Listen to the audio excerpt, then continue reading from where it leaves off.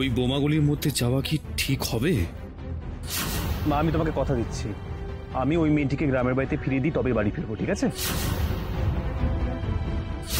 বাবা, আমি তৃণমূলকে খুঁজেছি। তুমি না, তুই কোথায় খুঁজবি ওকে? আমার ধারণা ও মোহনপুর বাস স্ট্যান্ডের দিকেই গেছে। আমি কথা দিই, কথা রাখিনি, এর আগে যেমন কখনো হয়নি, এবারেও সেটা হবে না। যতই বোমাগুলি লড়াই হোক না কেন, আমি তৃণমূলকে ঠিক খুঁজে বার করবই। আমি মোহনপুর বাস স্ট্যান্ডে যাব।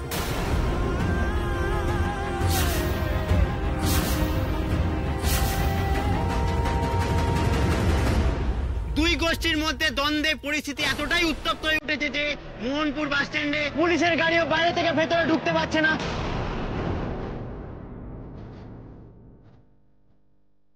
কি কি বলছিল টিভিতে? মোহনপুর বাস স্ট্যান্ডের নামটা কানে এলো মনে হচ্ছে। কই না তো, না এতটা ভুল শুনলাম আমি। আপনি না জামাইবাবু ওই আশা থেকে ওই একই জায়গার নাম ধরে বসে আছেন, সেই জন্যই আপনার অবচেতন মনে ওই। না এ হতে পারে না, আমি একবার শিওর হতে চাই। শিগগিরই টিভিটা চালাও দেখি। দেখছেন তো, আপনি শুধু শুধু এক্সাইটেড হয়ে যাচ্ছেন, টিভিতে কিছু হচ্ছে না। কথা না বাড়িয়ে টিভিটা চালাও ভিকি।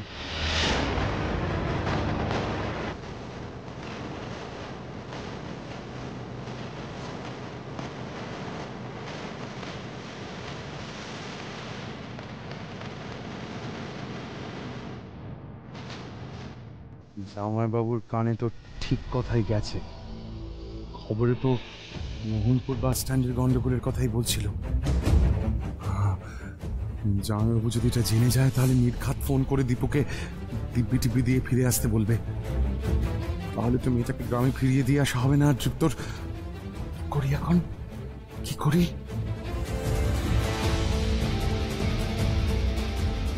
আরে কি হলো কি? চ্যানেল হে কোথাও কই দেখি, আমি দেখি। এই তো ঠিকই ছিল।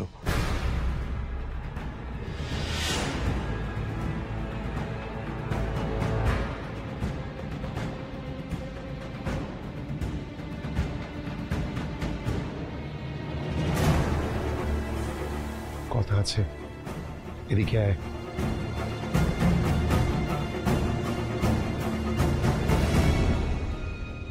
আপনারা লাইভ দেখছেন মোহনপুর বাস স্ট্যান্ড থেকে। এখানে পরিস্থিতি এতটাই নিয়ন্ত্রণের বাইরে যে পুলিশের গাড়িও বাইরে থেকে ভেতরে ঢুকতে পারছে না। ক্রমশ যতই সময় গড়াচ্ছে ততই পরিস্থিতি নিয়ন্ত্রণের বাইরে চলে যাচ্ছে। আপনারা দেখছেন মোহনপুর বাস স্ট্যান্ড থেকে সরাসরি।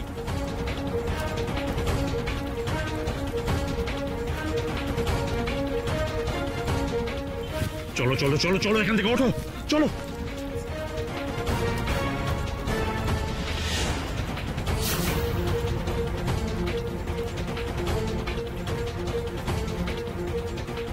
এসো এসো এসো। একেবারে একা পড়ে গেছি, ফোর্স কেউ ঢুকতে দিচ্ছে না, কেউ ঢুকতে গেলেন মেয়েদের এগিয়ে দিচ্ছে। কি যে করি এখন? তুমি এর মধ্যে আসতে গেলে কেন? না এসে যে উপায় ছিল না পুলিশ বাবু। কেন? কারোর বিপদ দেখলে পরে মা বিশালাক্ষী আমাকে চুপ থাকার অনুমতি দেননি। পুলিশ বাবু চলে যাবে, আপনার গাড়ি জ্বলে পড়ে শেষ হয়ে যাবে। পুলিশ বাবু আপনি যাবেন না।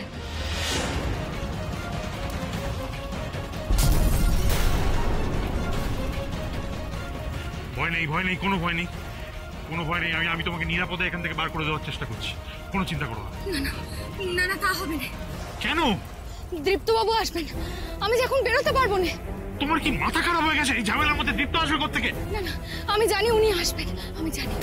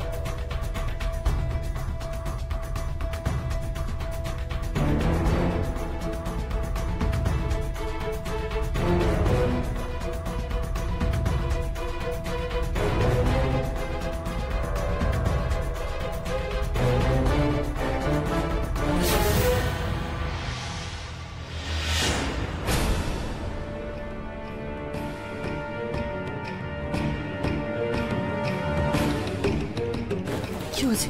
এই দিদি, সত্যি সত্যি তখন টিভিতে না ওই মোহনপুর বাস স্ট্যান্ড নিয়ে কি একটা বলছিল।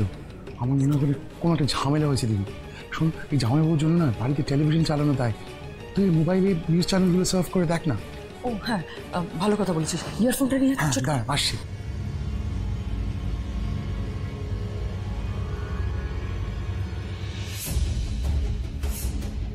এই নে।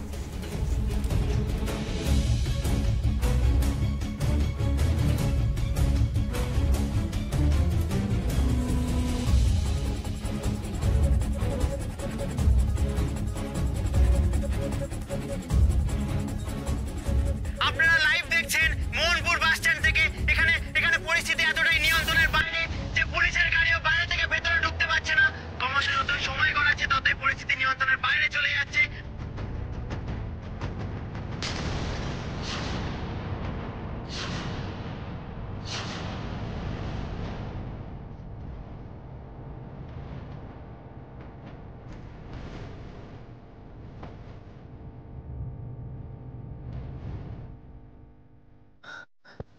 ভিকি, হ্যাঁ সত্যি এই তো রণক্ষেত্র হয়ে গেছে বাস স্ট্যান্ডটা। হ্যাঁ, মানে দুটো গুন্ডা দলের মধ্যে এমন মনে করি ওখানে পুলিশ ঢুকতে পারছে না। আমার মনে হচ্ছে আমাদের কাজটা এবার ইজি হয়ে যাবে। মানে মানে ওই ত্রিনয়নী যদি ওই বাস স্ট্যান্ডে থাকে তাহলে দীপু ওখানে যাবে। আর আরে তুই তো বলি পুলিশে ঢুকতে পারছে না, সেখানে দীপু ঢুকবে কি করে? ঢুকবে, দীপু ওই বাস স্ট্যান্ডে ঢুকবে, কারণ ও আমাকে কথা দিয়েছে, আমাকে। আর দীপু আর ত্রিনয়নী যদি দুজনে একসঙ্গে ওখানে ফেসে যায়, একটাও বাঁচবে না। রাইট, এই দিকটা তুমি ভেবে দেখিনি। দুটো আপত্তি একসঙ্গে বিদেয় হবে, আমাদের হাতে দাগও লাগবে না। আমি চাই ঝামেলাটা আরো বাড়ুক, আরো। শোন, তুই না একটা কাজ কর, তুই এই খবরটা চেপে যা, বাড়িতে যেন কেউ না জানতে পারে। তার জন্য যা যা দরকার সেটা কর।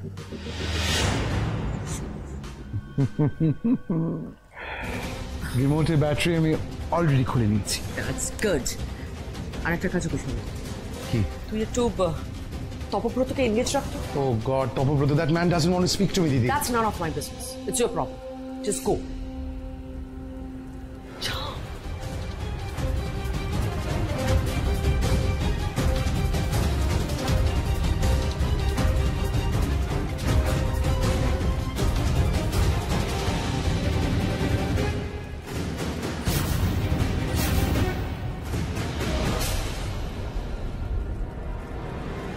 জামাইবাবু, কি সামান্য একটা টেলিভিশন প্রোগ্রাম নিয়ে এত তোলা হচ্ছেন?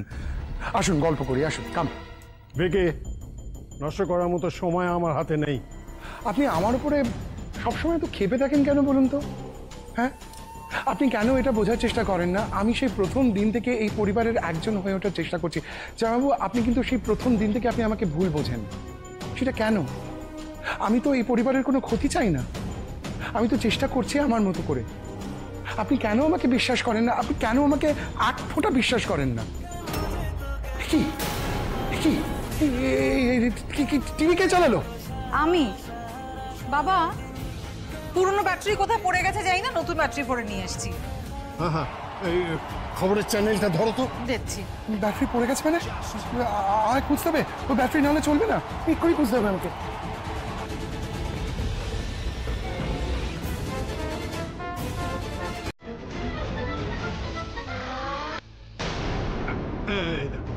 আমার তো সব চলে গেল। কি বন্ধ হয়ে গেল কেন? আরে আমি এই তো নতুন ব্যাটারি ভরে নিয়ে আসলাম। আমার কিচ্ছু ভালো লাগছে না, আমার মনটা খুব ডাকছে জানো রঙ্গনা। একটু আগেই মোহনপুর বাস স্ট্যান্ডের নাম শুনলাম, এখন একবার তাড়াতাড়ি আয় বাবা, ঘরে চল। আমি তো নামে কিছুতেই প্রদীপ জ্বালাতে পারছি না। কি? চলো চলো চলো দেখো, তাড়াতাড়ি আয়।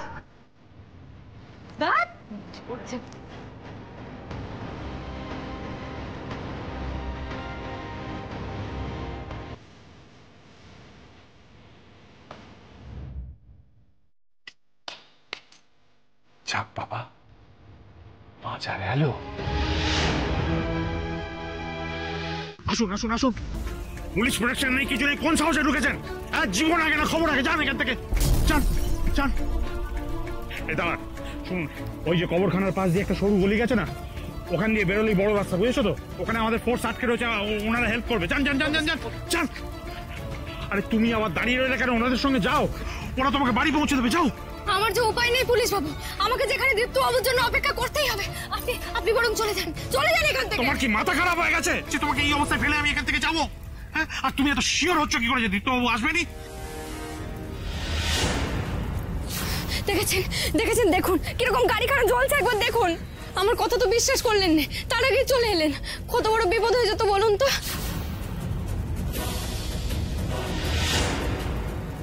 এখন তো তোমার কোনো কথাই আমি ফেলে দিতে পারছি না। দেখ দেখ কি কাণ্ড, কি হলো, দেখ দেখ কি অবস্থা।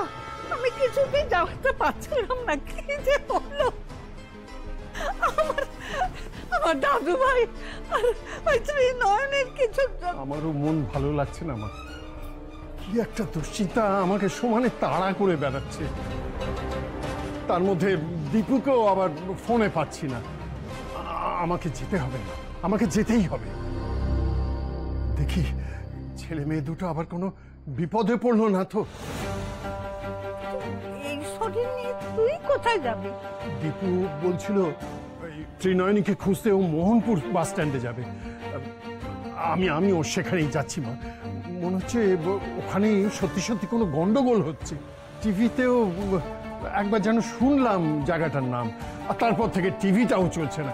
এই তো রঙ্গনা কতবার চেষ্টা করলো। সত্যি ঠাম্মি, নতুন ব্যাটারি ভরলাম রিমোটটাতে, তাও টিভিটা চললো না। আর এদিকে দাদা ভাই আর বন্ধুর মঙ্গল কামনা প্রদীপটাও জ্বলছে না। কি হচ্ছে বলো তো? আমাকে একবার সুযোগ দেবেন মা?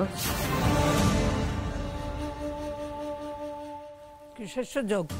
যদি প্রদীপটা জ্বালাতে পারি। তুমি প্রদীপ জ্বালাবে? হ্যাঁ ঠাম্মি, তুমি দাও না কাকিমণিকে একবার ট্রাই করতে। কাকিমণি ঠিক পারবে। কাকিমণি তো কতবার দাদা ভাইয়ের মঙ্গলের জন্য প্রদীপ জ্বালিয়েছে, আর সেটা প্যাট প্যাট করে জ্বলেও গেছে। মা জ্বালাতে পারেনি, কিন্তু কাকিমণি ঠিক জ্বালিয়ে দিয়েছে। অন্তত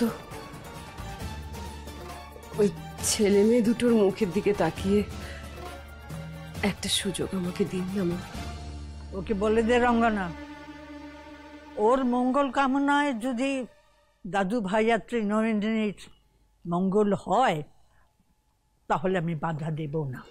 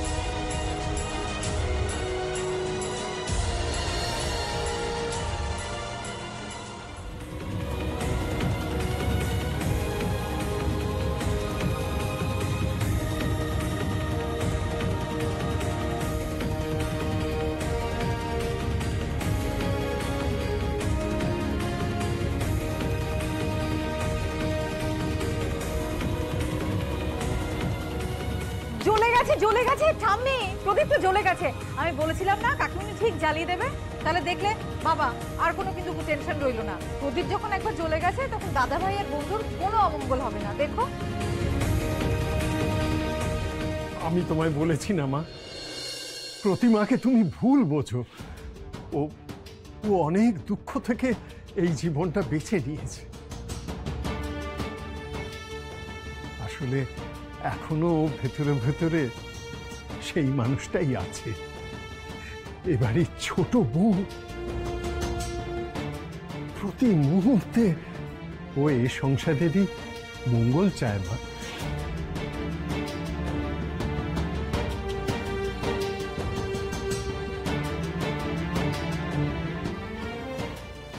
সাহস করে আপনাকে একটা প্রশ্ন করবো মা?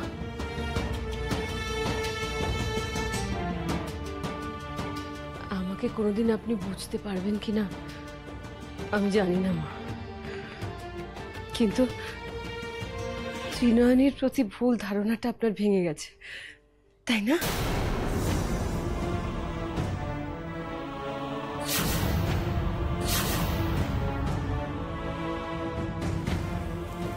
এই প্রশ্নের মানে কি? মানেটা তো আপনার অজানা নয় মা। আপনি যদি ওর উপর রেগেই থাকতেন তাহলে কি ওর জন্য, ওর মঙ্গল কামনায় ওর নামে প্রদীপ জ্বালাতেন? আর সে প্রদীপ জ্বলছে না বলে এতটা উদ্গ্রীব হতেন? বলুন না মা, আমি ঠিক বলছি না?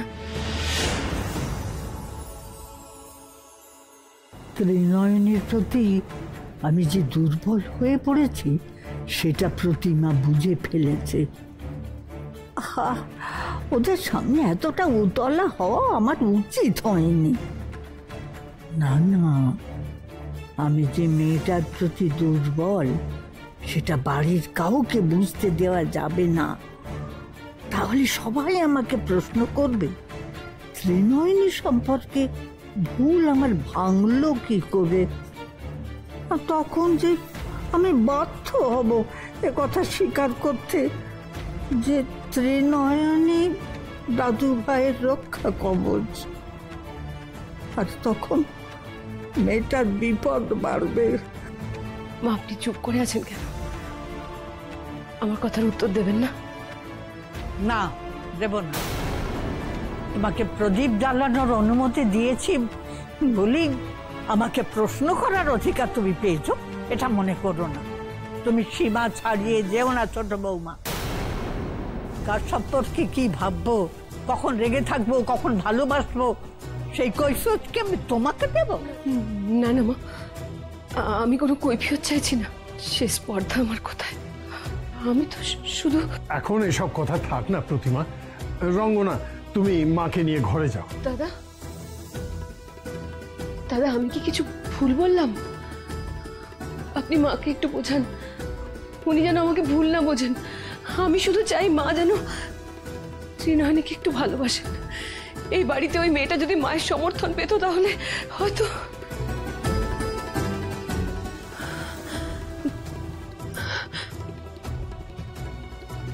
আচ্ছা মা, গুরুদেবের আশ্রম থেকে ফেরার পরে দেখছি যে আপনি ত্রিনয়নীকে যেতে দিতে চাইছিলেন না। আপনি চাইছিলেন যে ও এখানে থাকুক। এমন কি হলো মা যে হঠাৎ করে ত্রিনয়নী সম্পর্কে আপনার ধারণাটাই বদলে গেল? বলুন না। তবু ওকে থামতে বল, ওকে থামতে বল। ছোট বাবু, তোমার খুব সাহস মিলেছে না? এই জন্যই তোমাকে আস্কারা দিইনি। আস্কারা দিলে একেবারে মাথার উপর উঠে তুমি নৃত্য করবে। এত প্রশ্ন কিসের? কি দরকার তোমার এত প্রশ্নের আমাকে? স্বভাব বদলাও ছোট বৌমা, স্বভাব বদলাও। একে তো বিপদে পড়েই আছো, ভবিষ্যতে আরো বিপদে পড়বে।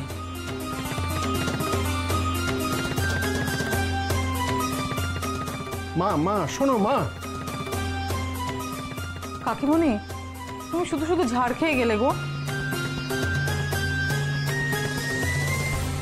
তাতে অসুবিধা নেই রঙ্গনা, মা তো গুরুজন।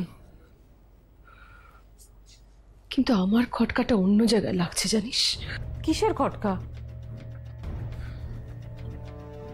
মা নিশ্চয়ই কিছু একটা লুকোচ্ছেন আমাদের কাছ থেকে, সেই জন্য এরকম হঠাৎ করে রেগে গেলেন। ঠিক তাই। হ্যাঁ, তুমি যেই গুরুদেবের আশ্রমের কথা বললে অমনি ছামি কিরকম রেগে গেল। আমার মনে হয় ছামি বন্ধুকে ভালোবেসে ফেলেছে জানো, আর সেটাই বোধহয় আমাদের থেকে লুকোচ্ছে। আমারও তাই মনে হয়। হঠাৎ করেই দেখছি ত্রিনয়নীর প্রতি মায়ের মনোভাবটা একেবারে বদলে গেছে। কিন্তু সেটা যদি আমরা জানি বা বুঝি তাতে ক্ষতি কোথায়? কি লুকোতে চাইছেন মা? আপনি চলে যান পুলিশ বাবু, চলে যান। তোমাকে এই অবস্থায় ফেলে রেখে আমার পক্ষে যাওয়া সম্ভব নয়। আমার যে উপায় নেই পুলিশ বাবু, না হলে তো আমি চলেই যেতাম। আমারও কোনো উপায় নেই। আপনার উপায় নেই কেন? প্রথমত এই উর্দিটা যতক্ষণ আমার গায়ে আছে ততক্ষণ কোনো সিভিলিয়ানকে আমি অসহায় অবস্থায় ফেলে যেতে পারবো না। দ্বিতীয়ত, আমি অকৃতজ্ঞ নই। যে আমার জীবন বাঁচিয়েছে তাকে বিপদের মধ্যে ফেলে আমার পক্ষে যাওয়া অসম্ভব।